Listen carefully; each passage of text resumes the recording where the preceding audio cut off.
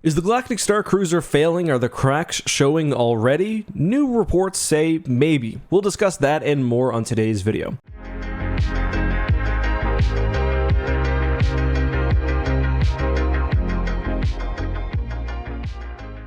Hey guys, this is Justin. Hello and welcome to another video. So, the Galactic Starcruiser has been a very, controversial new experience offered by Disney. Controversial for good reasons also, I might add. It's exceptionally expensive, upwards of $5,000 American dollars. And to be frank, it seems like at times Disney has made, let's just say cheaper cost-saving decisions. Well, for a long time, we only had the pre-release and promotional footage to speculate on, but now the Disney Starcruiser is actually open to the public and the impressions are in, alongside some projections on how well Starcruiser is actually doing. So first off, I'm actually going to give my thoughts on a bunch of the reviews that I've seen, and then later on at the end, I'm going to talk about this news that I alluded to in the intro. I'll also put timestamps so you can skip around if you want to. So if I use some footage from other people today, I'm going to make sure I make that very clear on screen and link it down in the description. I doubt I will ever be going to Disney Starcruiser. So a lot of what I'm saying here in this first section will be based off other people's reviews. So to get as good a look at the Starcruiser as I could from the comfort of my own home anyway, there were two pretty long videos that I watched pretty much the entirety of. The first was CNET's Galactic Starcruiser Hotel Full Experience video.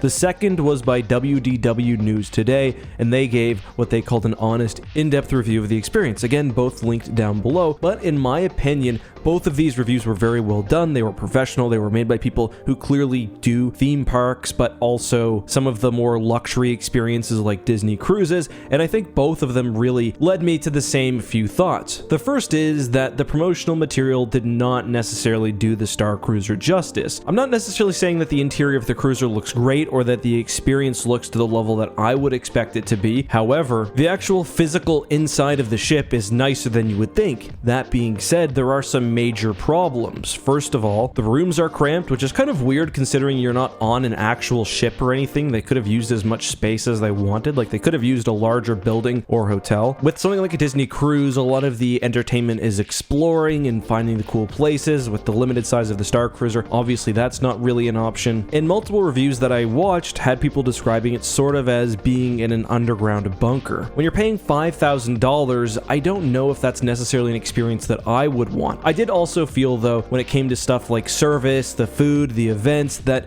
Disney was kind of nickel and diming you. You have to pay hundreds of dollars to do extra events if you are interested in getting the full experience, and that includes everything from dining tables to extra events and things you can purchase at Galaxy's Edge. And I don't know, I just find that extremely strange that you're paying for a very, very premium experience, but you're not being treated necessarily like a premium guest. Like, one of the major advantages that you're getting for the Galactic Starcruiser experience is that you're getting a extreme VIP fast track experience at Galaxy's Edge. Is that really worth the amount of money considering that's a big portion of one day? I don't know. A lot of it is also kind of just following the app along, and it gives you various things to do, so whether you like that or not, I guess will depend on what you're really looking for in a vacation. The thing that I got most, though, out of these two reviews that I really took the most from was that a big portion, if not the majority of what you're getting from Galactic Starcruiser comes from the actors who are working within the Starcruiser itself. The main attraction really is that you're getting highly trained professionals fully in character the entire time for the 2 days,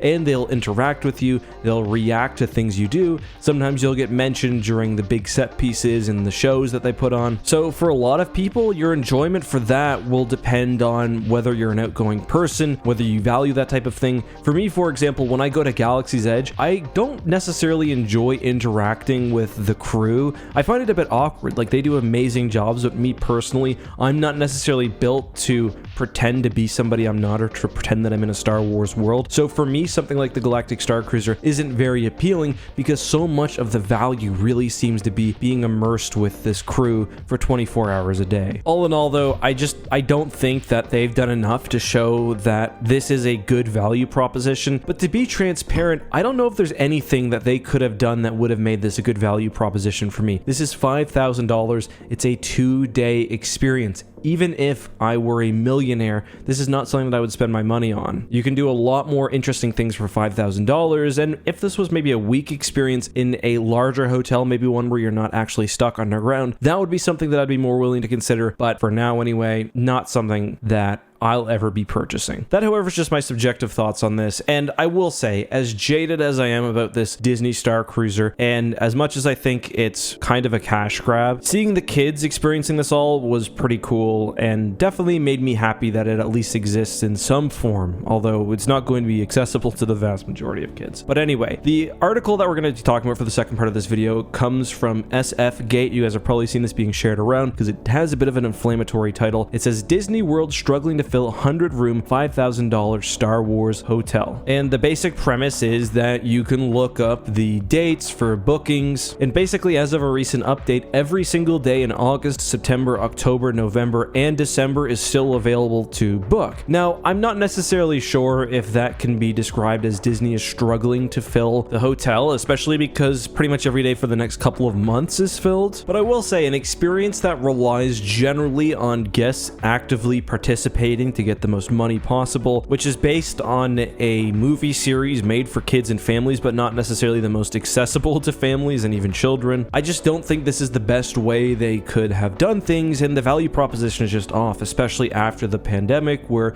wealth among a lot of families is lower than ever. Whether it is successful or not, I will note that I don't think this $5,000 pricing will exist at that level forever. I think it will come down, whether that's just to members of whatever Disney exclusive membership clubs there are, but it just feels a bit like a missed opportunity. Like, a Star Wars themed hotel that was more accessible could have made big waves. If it were me, and this might be surprising to some of you, I actually would have went the opposite direction. I would have went a lower level of immersion, but with more guests and a cheaper experience. Take a hotel, make it Star Wars themed, but don't try to convince people they're on a Starcruiser, and tie it into Galaxy's Edge in that manner. That being said, whether it's failing or not, as the article says, I'm not sure. I think it's probably a bit too early to tell. It's really hard to analyze the dynamics of this. Personally, I don't know a lot about how hardcore Disney fans operate when it comes to booking things in advance. I know that they are famous for buying tickets early and waiting, but I don't know whether that would constitute beyond 2 months or not. Either way, I doubt this is the slam dunk that people were looking for. I know there was a lot of hype back when this was first announced years ago, and it just does not feel like they delivered what they could have.